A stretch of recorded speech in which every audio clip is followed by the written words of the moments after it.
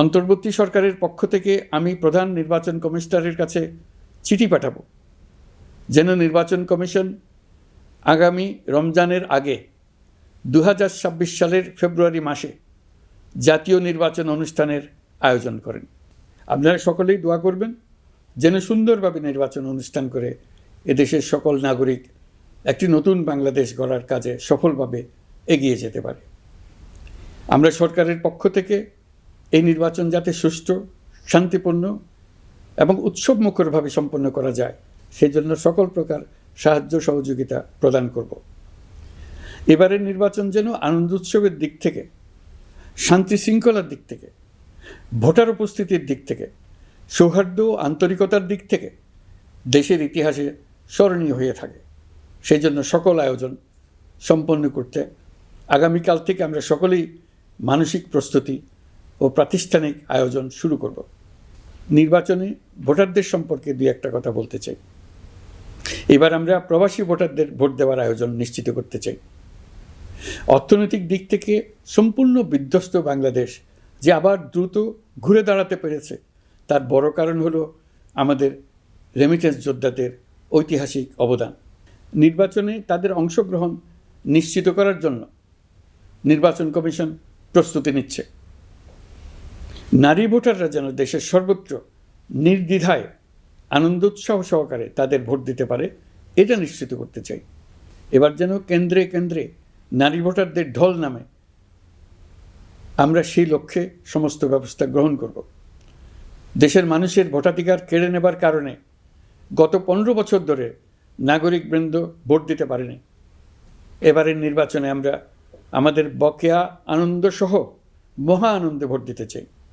এবারের নির্বাচনে জীবনে প্রথমবার ভোট দিতে যাবে এরকম ভোটাররা নানা উৎসবের মধ্য দিয়ে ভোট কেন্দ্রে যাবে, তাদের এই দিনটি স্মরণীয় করে রাখার জন্য। এর মধ্যে নতুন নারী ভোটার থাকবে, নতুন পুরুষ ভোটার থাকবে, এর মধ্যে এমন ভোটার থাকবে যারা 15 বছর আগে থেকেই ভোট দিতে পারত কিন্তু জীবনে একবারও ভোট দিতে পারেনি। এর মধ্যে আসবে যারা 10 বছর আগে, 5 বছর আগে ভোট দিতে পারত কিন্তু পারেনি। আর আসবে ভাগ্যবান ও ভাগ্যবতীর দল যারা এই প্রথমবার ভোটার হওয়ার যোগ্যতা লাভ করলো এবং সঙ্গে সঙ্গে ভোট দেওয়ার সুযোগও পেয়ে গেল। নির্বাচনের দিনকে আমরা ঈদের উৎসবের মতো করতে চাই। এবারের ভোটের আনন্দ থাকবে সবার মধ্যে। আপনারা সবাই বাচ্চা কাচ্চাদের নিয়ে ভোট কেন্দ্রে যাবেন। নাগরিক অধিকার প্রয়োগের মহা আনন্দ পরবর্তী বংশধরদের কাছে তুলে ধরার জন্য এখন থেকে প্রতিদিন আলাপ আলোচনা করুন। আপনার এলাকায় ভোটদান ব্যবস্থা কেমন হলে সুন্দর হয়, কেমন হলে আনন্দমুখর হয় সেটা আগে থেকে ঠিক করার জন্য। নতুন বাংলাদেশ গড়ার কাজের ভিত্তি রচনা হবে এবারের নির্বাচনে, তার জন্য প্রস্তুতি নিন। প্রিয় দেশবাসী, দেশের ইতিহাসে এখন পর্যন্ত যতগুলো বড় সংঘাত, সহিংসতার ঘটনা ঘটেছে তার সবগুলোর নেপথ্য কারণ ছিল ত্রুটিপূর্ণ নির্বাচন। ত্রুটিপূর্ণ নির্বাচনের মধ্য দিয়ে কোনো দল যদি গায়ের জোরে নির্বাচিত হয়ে ক্ষমতায় আসে তার চূড়ান্ত পরিণতি কী তার জুলাই অভ্যুত্থান আমাদের দেখিয়ে দিয়েছে। আমরা ইতিহাসের কলঙ্কিত কোনো অধ্যায়ের পুনরাবৃত্তি আর করতে চাই না। আপনারা প্রত্যেকেই অবগত আছেন একটা গোষ্ঠী নির্বাচনকে বাধাগ্রস্ত করার জন্য উন্মুখ হয়ে আছে। তারা দেশের গণতান্ত্রিক অগ্রযাত্রাকে ব্যাহত করতে দেশের বাইরে বসে ভেতরে থেকে নানা অপচেষ্টায় লিপ্ত রয়েছে। আমাদেরকে অবশ্যই খেয়াল রাখতে হবে তারা যেন নির্বাচনকে সংঘাতময় করে তোলার কোনো রকমের সুযোগ না পায়। মাথায় রাখবেন, পরাজিত শক্তি নির্বাচনের আগ পর্যন্ত বারবার মাথাচাড়া দিয়ে ওঠার চেষ্টা করবে, কিন্তু একটি অবাধ, সুষ্ঠু, নিরপেক্ষ নির্বাচন সফলভাবে আয়োজন করা গেলে অপশক্তির পরাজয় চূড়ান্ত হবে। নির্বাচন সংক্রান্ত বিষয়ে প্রতিনিয়ত পরামর্শ নেওয়ার জন্য আমরা প্রযুক্তির সাহায্য নেব। এই জন্য একটি অ্যাপ তৈরির উদ্যোগ নিচ্ছি। দ্রুত এই অ্যাপটি চালু হবে।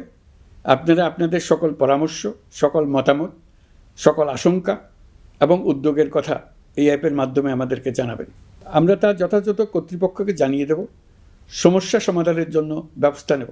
রাজনৈতিক দলগুলোর প্রতি আমার আহ্বান থাকবে, আপনাদের নির্বাচনী ইশতেহারে, আপনাদের প্রতিশ্রুতি, প্রতিজ্ঞা, পরিকল্পনায় কোনো কিছুতেই যেন তরুণরা বাদ না পড়ে, নারীরা বাদ না পড়ে। মনে রাখবেন, যে তরুণ তরুণীরা বাংলাদেশকে বদলে দিয়েছে তারা বিশ্বকেও বদলে দেওয়ার ক্ষমতা রাখে। আপনার দল থেকে তাদেরকে সেই সুযোগ দেওয়ার উদ্যোগ নেন। আগামী নির্বাচনে